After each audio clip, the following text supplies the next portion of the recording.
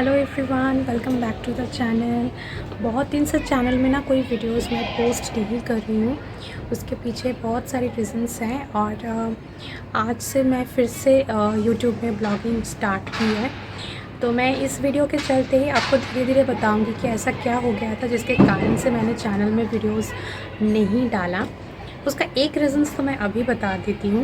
वो ये था कि मैं थोड़ी सी डिमोटिवेटेड ही हो गया था कि चैनल में व्यूज़ बहुत कम हो गए थे और बहुत कम व्यू आ रहा था। फिर सब्सक्रिप्शंस भी बहुत अचानक से सब्सक्रिप्शंस बहुत अनसब्सक्रिप्शंस हो रहा था। इन सब के चलते ना जब आप कुछ करना चाहते हो और ऐसी चीज़ें होने लगती है तो बहुत एक अंदर से बहुत डिमोटिवेशन होता है। और फिर मैंने थोड़ी दिन के लिए यूट्यूब से ब्रेक लिया था। उसके पीछे और भी अदर रीज़न है, ये एक रीज़न मैंने आपको बता दिया। इसके अलावा देयर अब मैनी अदर रीज़न्स। नीचे बच्चे इतना चिल्ला रहे हैं ना, शोर कर रहे हैं। आज एक्चुअली संडे है और संडे के दिन ना बच्चे नीचे बहुत खेलते हैं यार। यहाँ पे खेलने की इतनी सारी जगह है ना, हमारे कोलकाता में तो ऐसे जगह मिलना मुश्किल है। बट यहाँ पे नोएडा साइड में ना बहुत सारे ऐसे सोसाइटीज़ के अंदर बहुत खेलने की जगह है। मतलब बच्चों की तो मौज है। और अभी फ़िलहाल मैं रेडी हो रही हूँ, मैं बेटी को लेके निकलूँगी खाना खाने। आज संडे को आज मैं और मेरी बेटी ही निकलेंगे, हस्बैंड नहीं है घर में आज। तो मैं और मेरी बेटी ने सोचा है कि जो चीज़ें पापा नहीं खाते हैं वही चीज़ हम दोनों आज खाने वाले हैं। तो पास ही में एक फूड कोर्ट टाइप का जगह है, तो वहाँ पे हम जाएंगे। वहाँ पे ढेर सारे डिफरेंट रेस्टोरेंट्स है, वेज नॉन वेज सब कुछ है। तो वहीं से हम कुछ खाना खाएंगे और फिर वापस आ जाएंगे। तो मैं रेडी हो लेती हूँ और निकलती हूँ बेटी को लेकर। तो क्या खाते हैं, कहाँ जाते हैं, वो सब मैं वीडियो में आगे आपको दिखाती हूँ। तो चलिए मैं निकलती हूँ। तो मैं और मेरी बेटी तैयार हो चुके हैं अभी निकलने के लिए। तो हम खाना खाने जाएंगे, लंच में जाएंगे। मैं और मेरी बेटी जाने वाली हूँ लंच में। और हम ऐसे ही रेस्टोरेंट सेलेक्ट करते हैं इस टाइम पे जब अनिजित घर में नहीं रहता है। तो मैं और मेरी बेटी उस जगह में जाते हैं जहाँ पे अनिजित को पसंद नहीं है। तो वैसे वाली जगह पे मैं और मेरी बेटी जाने वाले हैं आज लंच के लिए। तो ऑलरेडी हम निकल चुके हैं और ये तो आजकल की स्टाइल है, ये लोग कोरियन ड्रामा कोरियन गाने सुन के अब इस तरह से लोगों को ग्रीट करने लगे हैं। तो मैं और मेरी बेटी अब लिफ्ट के अंदर में हैं। तो जैसे मैं कह रही थी आप लोगों को कि काफ़ी सारे वजह है जिसके कारण से मेरे चैनल में मैंने वीडियो नहीं डाला है। तो वो सारी वजह तो मैं बाद में आपको एक एक करके बताती रहूँगी। बट आज ना पता नहीं क्यों मुझे ऐसा लग रहा है कि मतलब कुछ भी करने का मन नहीं है। तो मुझे ये निकल के जो मैं जा रही थी तो इसमें भी मुझे मन नहीं कर रहा था कि मैं निकलूँ और निकल के बाहर जाऊँ। तो बट बेटी को प्रॉमिस किया था तो इसलिए निकलना ही पड़ा।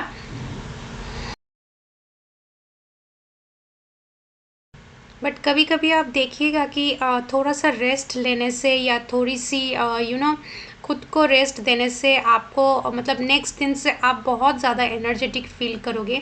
तो मैं ऐसे कोशिश करती हूँ कि वीकेंड में एक दिन या आधा दिन मैं खुद को छुट्टी देती हूँ। उस दिन मैं खाना वाना नहीं पकाती हूँ या घर का जो भी काम है वो मैं नहीं करती हूँ, ताकि थोड़ी सी उस दिन थोड़ा सा रेस्ट हो जाए। तो उसके बाद से ना एक अजीब सा एनर्जी बॉडी में आ जाता है। तो इसलिए मुझे लगता है कि कभी कभी हर किसी को ना ऐसे ब्रेक देना बहुत ज़रूरी है अपने काम से। जो मोनोटोनस काम हम डेली बेसिस में करते हैं उसको कभी कभी ना थोड़ा बहुत ब्रेक देना ज़रूरी है। तो फाइनली हम पहुंच चुके हैं अपनी डेस्टिनेशन पे, यानी कि वाओ चाइना में। तो जो लोग नॉनवेज खाना पसंद करते हैं उनको तो पता ही होगा, वाओ चाइना जो वाओ मोमो का आउटलेट है। यहाँ पे चाइनीज़ और मोमोज सब कुछ मिलते हैं, फिर तिबेटियन खाने भी मिलते हैं। और आपको एक मज़ेदार बात बताऊँ, यहाँ पे जब मैंने खाना ऑर्डर किया था तो हम लोगों ने ओवरलोडेड चिकन जो सिजलर है वो मैंने लिया था। तो 2 प्लेट हमने ऑर्डर किया था। और जो भैया थे कैश काउंटर में, उनको लगा था कि ये लोग पागल तो नहीं है, इतना सारा खाना क्यों ऑर्डर कर रहे हैं। तो वो मुझे मतलब बहुत बार पूछ रहे थे कि आपको 2 ही प्लेट चाहिए ना, 2 ही प्लेट चाहिए ना। तो मैंने उनको फाइनली पूछ ही लिया कि आप बार बार क्यों पूछ रहे हो कि मुझे 2 प्लेट लेना है या 1 प्लेट लेना है। तो उन्होंने कहा कि इतना सारा खाना कोई ऑर्डर नहीं करता है। तो हमें लग रहा था कि आप गलती से 2 प्लेट ऑर्डर कर रहे थे। थे, इसलिए मैंने बार बार आपसे ये बात पूछी। तो मैंने कहा नहीं, हम पूरा ही खा सकते हैं, कोई प्रॉब्लम नहीं है हमें। और उसके बाद हम लोग बाहर ही एक बास्किन रॉबिन्स की आइसक्रीम का आउटलेट है, तो वहाँ पे जाके हम लोग आइसक्रीम भी खाए। और शाम के टाइम पे बेटी नीचे अपनी टेनिस क्लास में गई थी। तो आजकल सर संडे भी आते हैं, तो थोड़ा सा इवनिंग को भी उनका प्रैक्टिस हो जाता है टेनिस का। तो जैसे देखिए अभी 6 बजा है और एकदम अंधेरा छा गया है। पहले तो यहाँ पे ना 7:45 बजे तक अंधेरा होता था, अभी तो 5:45-6 बजे तक अंधेरा हो रहा है। और यहाँ पे ना अभी ठंडी भी अच्छी खासी मतलब पड़ने लगी है। हम लोग कोलकाता के हैं तो हमें ठंडा बहुत ज़्यादा ही यहाँ पे लगता है। तो अभी हम लोग को जैसे स्वेटर्स या तो हल्का स्वेटर या तो स्वेट शर्ट पहनना होता है। और देखिए अभी भी कुछ लोग अपने दिवाली के लाइट लगा के रखे हैं। अच्छा लगता है देखने में, रात के टाइम पे जब जलाते हैं ना तो देखने में बहुत मस्त लगती है। तो अभी भी कुछ कुछ फ्लैट्स में, अपार्टमेंट्स में अभी भी लगा हुआ है दिवाली के लाइट। अभी मिमी नीचे गई है, तो मैं सोच रही थी कि अभी इवनिंग का टाइम है और रात को कुछ ज़्यादा खाना वाना नहीं पकाना है। तो मैं अभी इस टाइम का फ़ायदा लेकर बेड का जो शीट है वो मैं चेंज कर रही हूँ। तो 2-3 दिन से मैं सोच ही रही थी कि मैं बेड शीट को चेंज करूँगी, तो अभी मैं वही कर रही हूँ, बेड शीट्स वगैरह मैं चेंज कर रही हूँ। और ये जो गद्दा मैंने अभी लगाया है अपने बेड के लिए, तो वो गद्दा भी एक्चुअली मम्मी सो रही थी दूसरे कमरे में, तो उसको मम्मी यूज़ कर रही थी। तो अभी मम्मी पापा तो चले गए हैं कोलकाता वापस, तो मैं ही उसको अब मेरी बेड पे फिर से लगा दिया है। और यहाँ पे मेरी हालत ऐसे हो गई ना, वो हंसी तो फंसी मूवी की एक डायलॉग थी कि एक प्लेट से ज़्यादा मिलता है, 2 आधे में 1 प्लेट से ज़्यादा मिलता है। तो हमारी बेड की हालत भी वैसी है। तो 2 सिंगल बेड में ना क्या हो गया कि साइज़ इतना बड़ा हो गया है कि जो भी मैं किंग साइज़ की जो भी बेड शीट लाती हूँ वो सब बहुत बड़े होते हैं। तो बहुत मुश्किल होता है उसको एडजस्ट करके बेड में प्रॉपरली लगाने में। तो अभी मैं वही खींचातानी कर रही हूँ और फाइनली ये मेरी बेड पूरा लग गया है। और वहाँ पे सारे कंबल वगैरह मैं रखा है। तो मैं इस बेड कवर एक चढ़ा देती हूँ बेड शीट के ऊपर, बट अभी नहीं चढ़ाया है वो, क्योंकि रात को सोना ही है इसलिए मैंने नहीं चढ़ाया है। और अभी मैं फाइनली अपने लिए थोड़ी सी चाय बना रही हूँ। तो काफ़ी काम कर लिया है, अभी थोड़ी सी चाय पी जाए ऐसे मुझे लग रहा था, तो इसलिए मैंने थोड़ी सी अपने लिए 1 कप चाय बना ली। और शाम को ना मुझे दूध चाय जो मिल्क टी होती है वो पीना ही अच्छा लगता है, मुझे वो लिक्विड चाय पीना अच्छा नहीं लगता है। बट सुबह को मैं लिक्विड चाय ही पीती हूँ, नहीं तो एसिडिटी हो जाती है। अर्ली मॉर्निंग अगर मैं दूध चाय पीती हूँ तो एसिडिटी हो जाती है। तो इसलिए शाम को बट शाम को मैं दूध चाय 1 ही बार चाय पीती हूँ। मम्मी पापा थे तो तब 2 बार हो जाता था शाम को चाय पीना। अभी घर में कोई नहीं रहता है तो अकेले अकेले चाय पीने का भी देखिएगा वो मज़ा नहीं आता है। सब मिल के अगर चाय पीते हैं ना तो उसका मज़ा कुछ अलग होता है, और अकेले अकेले में पीने से उतना मज़ा नहीं आता है। तो इसलिए मैं सिर्फ 1 ही कप चाय पीती हूँ शाम को।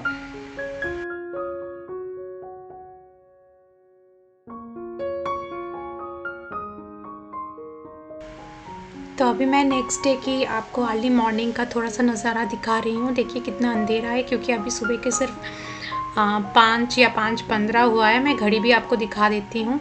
तो एकदम अंधेरा छाया हुआ है और बाहर कोई नहीं है, बाहर बहुत ठंडी है अभी। तो ऐसे रात को ना अभी 12-13 डिग्री टेम्परेचर हो रहा है।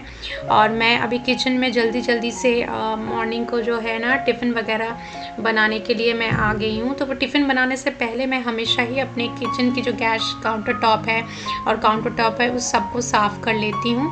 और पहले मैं क्या करती थी, आटा रात को ही मैं लगा के रख देती थी और सुबह उसी से रोटी बना देती थी। बट अभी क्या है ना कि अभी विंटर है ना, तो आटा अगर रात को मैं बना के रख देती हूँ तो उससे क्या होता है कि सुबह आटा नॉर्मल होने में बहुत टाइम लगता है और उससे काम करने में बहुत टाइम लग जाता है। तो इसलिए मैं सुबह को आटा लगाती हूँ और थोड़ी देर 10-15 मिनट के लिए छोड़ देती हूँ, उससे आटा अच्छे से सॉफ्ट भी हो जाता है और रोटियाँ भी नरम बनती है उससे। तो अभी मैं जल्दी आटा लगा लूँगी। और रात को मैंने थोड़ी सी सब्ज़ी काट के रख दिया था। आज सुबह की जो मुझे टिफ़िन के लिए जो सब्ज़ी बनाना है वो मैं ऑलरेडी काट के रख दी थी थोड़ी सी। मेरे आटे का डो बनाना हो गया है। अभी मैं जो वेजिटेबल्स काट के रखी थी उसको मैंने फ्रिज से निकाल लिया है। तो मैंने गोभी काट के रख दिया था रात को। आज गोभी आलू की सब्ज़ी बनाऊंगी। तो गोभी को मैं बनाने से पहले क्या करती हूँ पता है, इसको थोड़ी सी पानी में नमक डाल के इसको मैं डीप करके रख देती हूँ। इससे अगर गोभी के अंदर कीड़ा वगैरह कुछ भी होता है ना तो वो निकल जाता है। तो और अब मैं जल्दी जल्दी से आलू काट लूँगी। तो गोभी आलू की सब्ज़ी है तो आलू तो काटना ही पड़ेगा। तो बेटी को उतना आलू गोभी की सब्ज़ी पसंद नहीं है, बट मैं क्या करती हूँ कि मैं कोशिश करती हूँ कि मिमी को जितना हो सके वेजिटेबल्स, डिफरेंट डिफरेंट वेजिटेबल्स खिलाने की कोशिश करती हूँ। कभी बच्चे होते हैं ना तो ज़िद करते हैं कि ये नहीं खाना है वो नहीं खाना है, बट मैं कोशिश करती हूँ हमेशा ही उसको डिफरेंट डिफरेंट वेजिटेबल्स खिलाने की। क्योंकि ये विंटर की वेजिटेबल्स है तो विंटर की वेजिटेबल्स तो खाना चाहिए।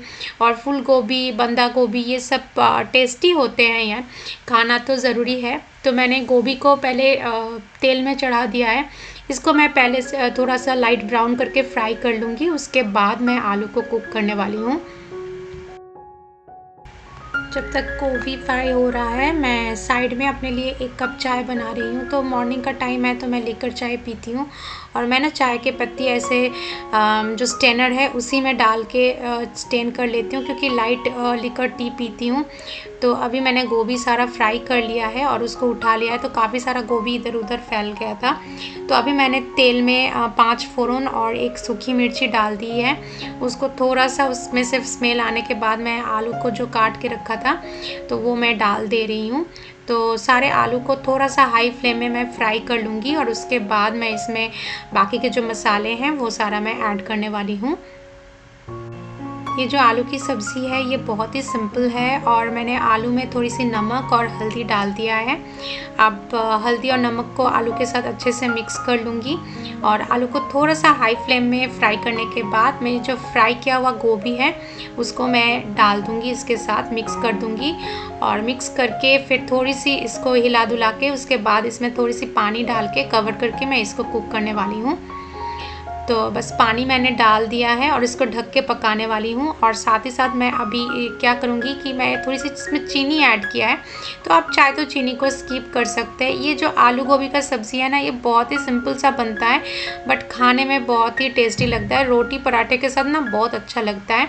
और मैं साइड में अभी रोटी बनाने के लिए बैठ गई हूँ और यहाँ टेबल में सारे मैट्स जो भी है वो मैं लगा रही हूँ।